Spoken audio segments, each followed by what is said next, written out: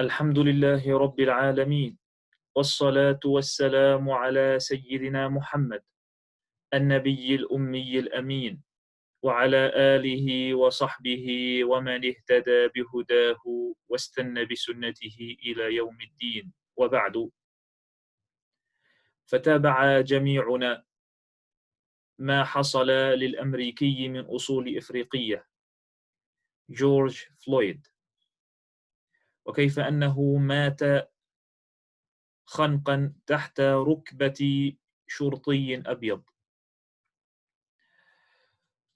وإذا كان الدافع لهذا الأمر هو العنصرية أو غيرها، فيجب على كل مسلم أن يعلم أن الله تعالى حرم هذا التفريق بين الناس، وأن هذا الذنب ألا وهو ذنب العنصرية، أو أن يظن الإنسان أنه أو جنسه أو لونه أو قومه هم أعلى من الناس. فإن أول من أذنب هذا الذنب هو إبليس عليه لعنة الله، فإنه قال لله تعالى: أنا خير منه، خلقتني من نار وخلقته من طين. فرفع نفسه وجنسه على غيره. فكل من يقول أو يعتقد أنه خير من فلان أو من علان فإنه يتبع في ذلك سنة الشيطان الأكبر الذي سن هذا الذنب العظيم بقوله: أنا خير منه، خلقتني من نار وخلقته من طين. أنا خير منه، أنا أبيض وهو أسود، أنا خير منه، أنا عربي وهو غير عربي، أنا خير منه، أنا أمريكي وهو غير أمريكي. هذه التفرقة وضع حجر أساسها الشيطان الرجيم. Dear respected brothers and sisters, we all watched how George Floyd, the African American, was killed under the knee of a white cop.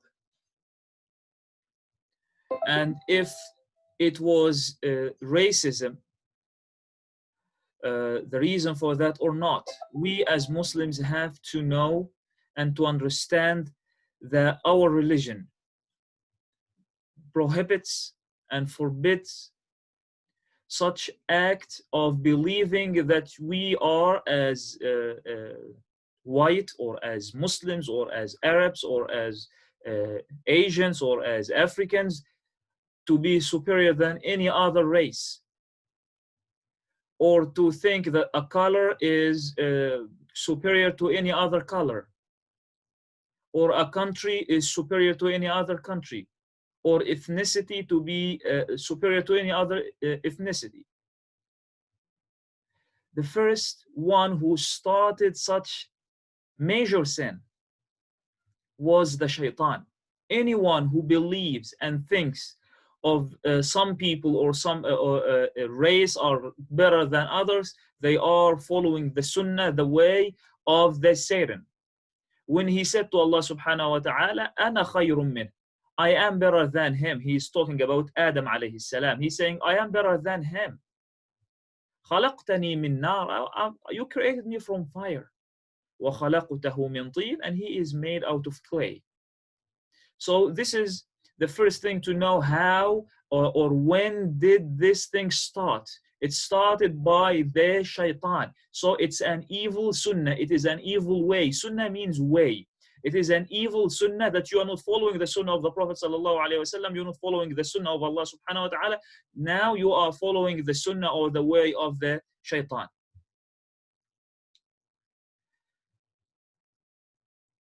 القرآن الكريم لما تعامل مع هذه المشكلة، لأن العرب كانوا يعانون من هذا الأمر، وهو الفخر بالأنساب والتفاخر بالأحساب. هذا كان فيهم شيئا أصيلا متجذرا في نفوسهم. فرد الله تعالى جميع الناس، عربهم وعجمهم، أبيضهم وأحمرهم وأسودهم، إلى أصل واحد: إنا خلقناكم من ذكر وأنثى. والنبي صلى الله عليه وسلم أخبرنا في أحاديثه مع أصحابه ومع الأمة جميعا، فقال: كلكم لآدم، كلكم لآدم عليه السلام، وآدم خلق من تراب. فالقرآن عالج هذا الأمر بأن ذكرنا وردنا إلى أصلنا الأول، وهو أننا جميعا أبناء أب واحد وأم واحدة. How Islam or how Quran dealt with such issue, because this was something very rooted in Arabic community before Islam. They used to have so much pride of their ancestors, of their forefathers. So Al-Quran, the way that Allah subhanahu wa ta'ala put the cure in the Quran is that Allah always wanted us to remember that we are all having or sharing the same father and same mother. Ya ayyuhan nas, O mankind, we created you from a male and a female. So this means the origin is one. And the Nabi sallallahu alayhi wasallam in his sunnah, he said, all of you, all mankind, are children of Adam. And Adam was created from mud, from clay. So when it comes for the origin, we are all the same. There is no race is better than the other. There is no ethnicity or color that is better than or superior to any other ethnicity or to any other color. Why? Because we are all sharing the same exact father and mother, and both of them were made from the same raw material, which was the clay. النبي صلى الله عليه وسلم لما جاءه بعض المشركين فقالوا له: يا محمد، اطرد هؤلاء لا يجترئون علينا. النبي صلى الله عليه وسلم يجلس مع بعض أصحابه، وكان فيهم عبد الله بن مسعود وبعض الناس الذين ظنتهم قريش أنهم أدنى منهم في المرتبة، فقالوا: اطرد عنك هؤلاء لا يجترئون علينا.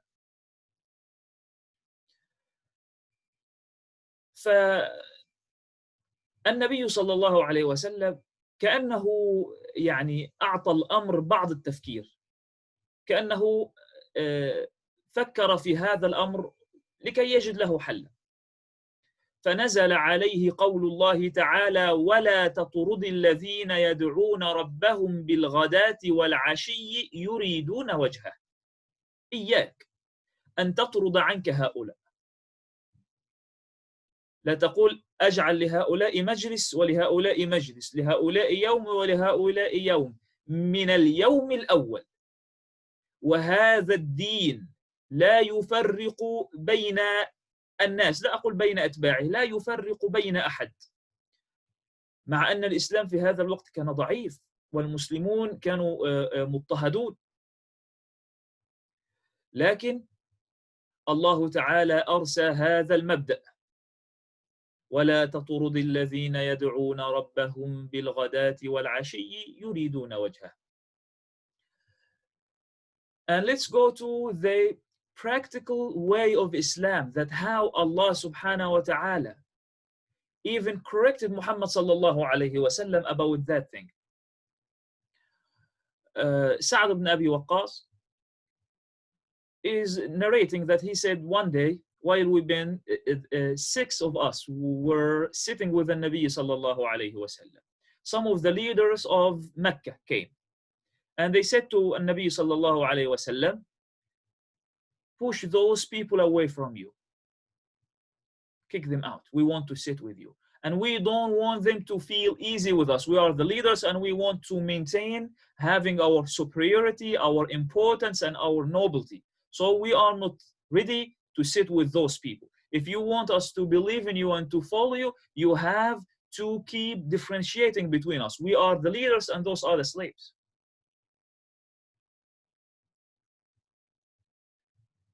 So as if Nabi sallallahu alayhi wasallam was giving it a thought, or he was trying to think about it, or trying to find a solution for that, then Allah subhanahu wa ta'ala revealed the Quran to Nabi sallallahu alayhi wasallam, saying to him, وَلَا تَطْرُدِ الَّذِينَ يَدْعُونَ رَبَّهُمْ بِالْغَدَاةِ وَالْعَشِيِّ. Do not evict, do not push away those who are calling upon their Lord the morning and at night, seeking to please him. They are seeking to please Allah subhanahu wa ta'ala. Do not push anyone away from you.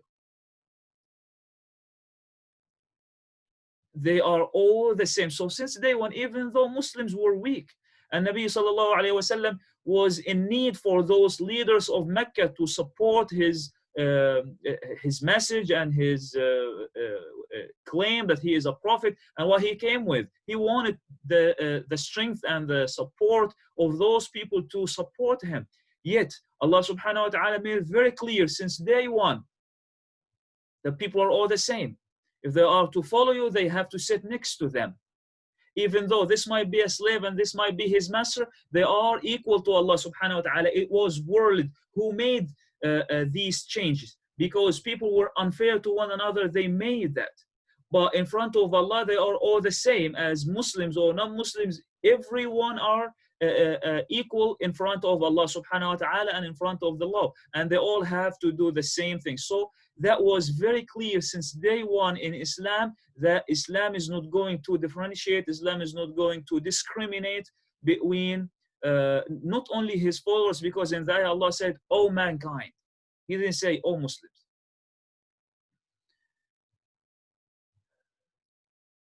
And there are so many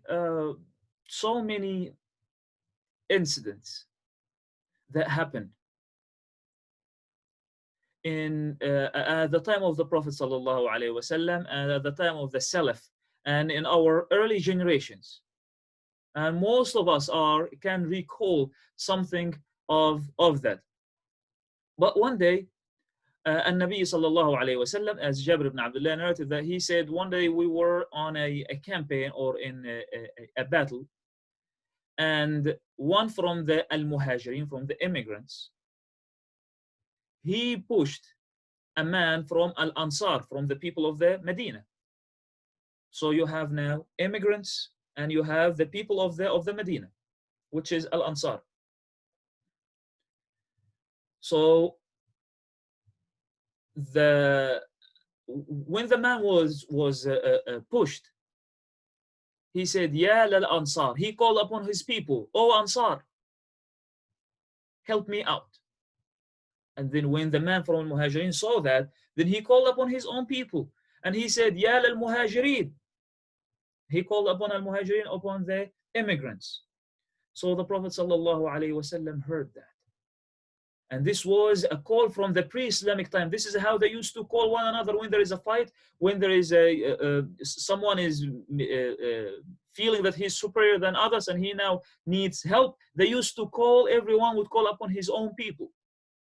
So Nabi sallallahu alayhi wasallam heard that and he said, "Ma balu da'wa al-jahiliyyah." What kind of call that you inherited from the pre-Islamic time? This is not allowed anymore. This is not to be here anymore in Islam. So they said to him about what happened. So the Prophet ﷺ said his very well-known word, "Da'uha fa innaha muntina." Leave it away.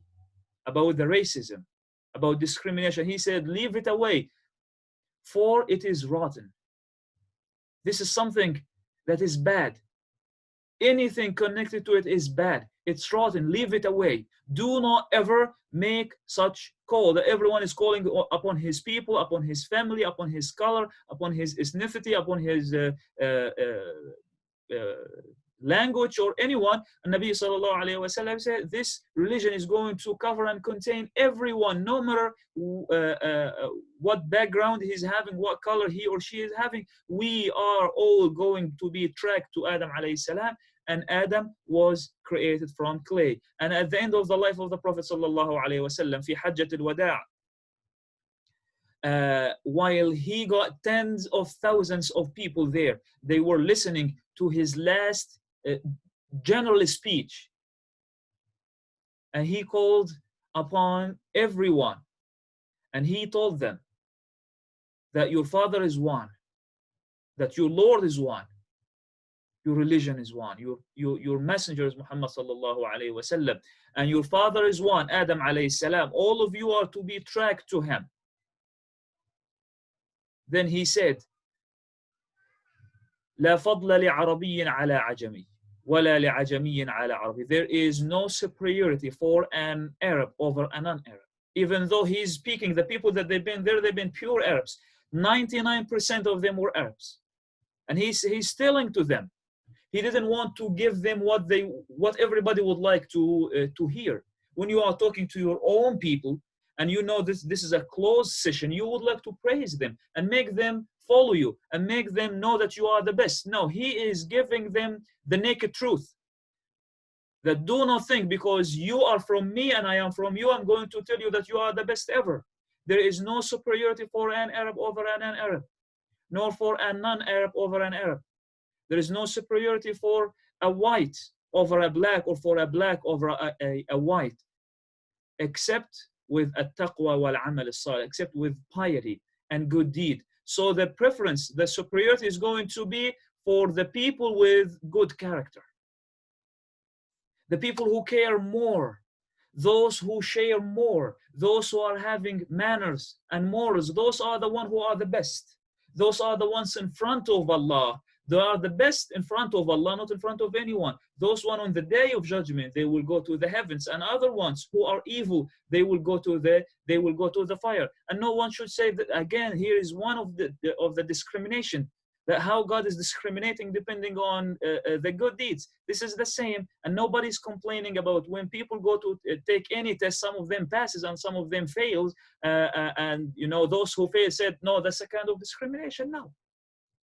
That surprise will be given to those who deserve it. So yes, doing good is going to make you good, and acting evil is going to make you evil. But at the end of the day, as long as we are here, we have to respect one another, we have to accept one another, and we have to know that there is no one ever is superior to anyone except as being pious and doing good. And these things, you and me cannot measure it. It's up to Allah subhanahu wa ta'ala. It's up to the God on the day of judgment. He's going to put everything on the scale. Those who do well will go to the heavens, and those who do evil, either he's going to forgive them or he's going to punish them in the fire. نسأل الله تعالى أن يعلمنا ما ينفعنا وأن ينفعنا بما علمنا أن يزيدنا علما. ربنا آتنا في الدنيا حسنة وفي الآخرة حسنة وقنا عذاب النار. آمين. وصل اللهم على سيدنا محمد وعلى آله وصحبه وسلم تسليما كثيرا. السلام عليكم ورحمة الله وبركاته.